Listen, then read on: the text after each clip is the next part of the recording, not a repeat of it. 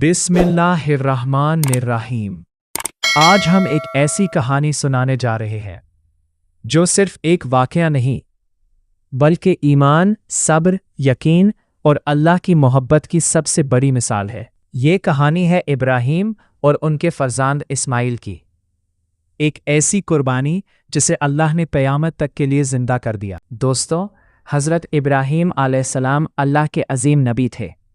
उन्होंने पूरी ज़िंदगी तौहीद की दावत दी, बुतों के खिलाफ आवाज़ उठाई, लोगों ने उनको आग में डाला, लेकिन अल्लाह ने उस आग को उनके लिए ठंडा और सलामती वाला बना दिया।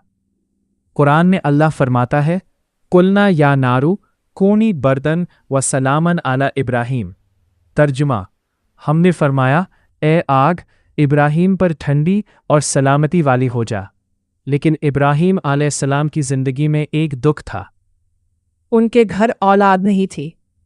साल गुजरते गए, उम्र बढ़ती गई, मगर इब्राहीम अलैहिस्सलाम अल्लाह से उम्मीद नहीं छोड़ रहे थे। वो दुआ करते, रब्बी हबली मिनस सालिहीन, ए मेरे रब, मुझे नेक औलाद आता फरमा। और फिर अल्लाह ने अपने सलील की दुआ कबूल। उनके घर एक बेटा पैदा हुआ, हज़रत इस्माइल अलैहिस्सलाम। सोचिए, बुढ़ापे में मिला हुआ बेटा कितना प्यारा होगा।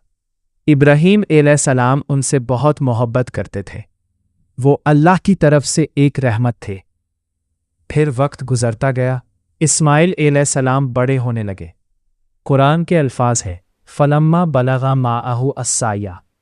तर्जुमा, फिर जब वो इतनी उम्र को पहुंच गए कि अपने बाप के साथ चलने फिरने और काम में मदद देने लगे, यानी अब इस्माइल अलैहिस्सलाम सिर्फ एक छोटे बच्चे नहीं थे बल्कि अपने बाप के साथी बन चुके थे।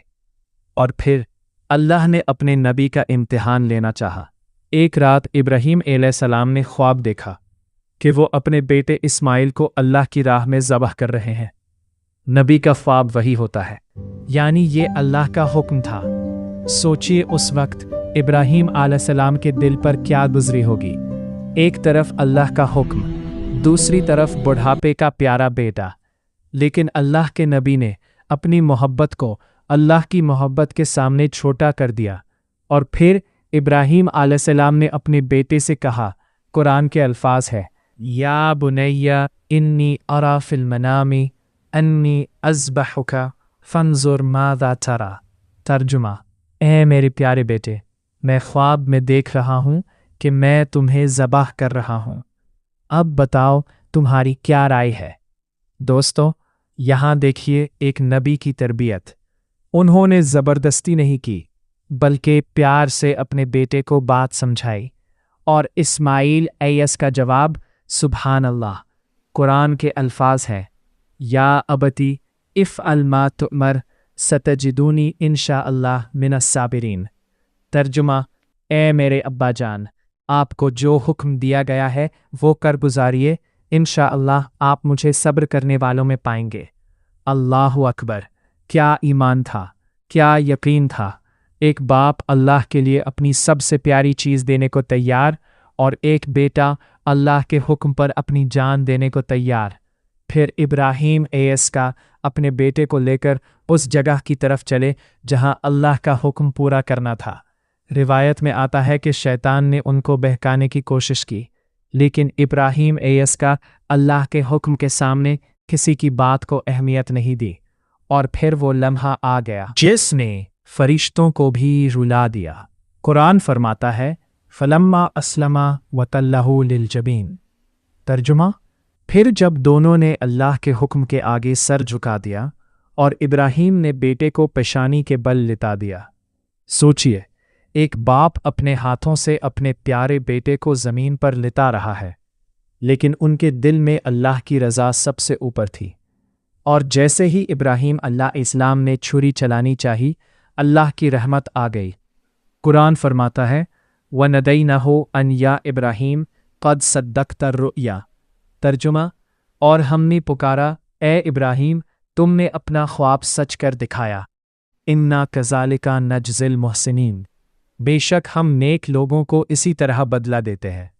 इन्ना हाज़ा लहुवल बलाउल मुबीन, यकीनन ये एक खुला हुआ बहुत बड़ा इम्तिहान था।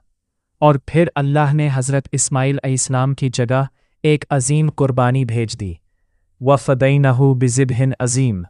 तर्जुमा, और हमने एक बड़ी कुर्बानी के बदले इस्माइल को बचा लिया।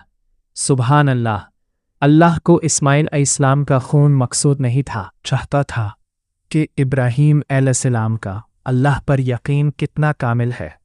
दोस्तों, आज भी जब ईद उल अधा आती है तो पूरी दुनिया के मुसलमान जानवर कुर्बान करते हैं। ये सिर्फ एक रस्म नहीं, ये इब्राहीम अलैहिस्सलाम की सुन्नत है। ये अल्लाह को ये बताना है कि ए अल्लाह, अगर तू हुक्म दे तो हम अपनी सबसे प्यारी चीज़ भी तेरी राह में देने को तैयार हैं।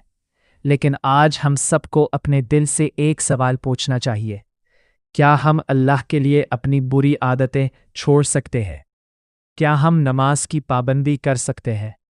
क्या हम हराम कमाई से बच सकते हैं? क्या हम अपना गुस्सा, अपना ईगो, अपनी नाफरमानी अल्लाह के लिए कुर्बान कर सकते हैं?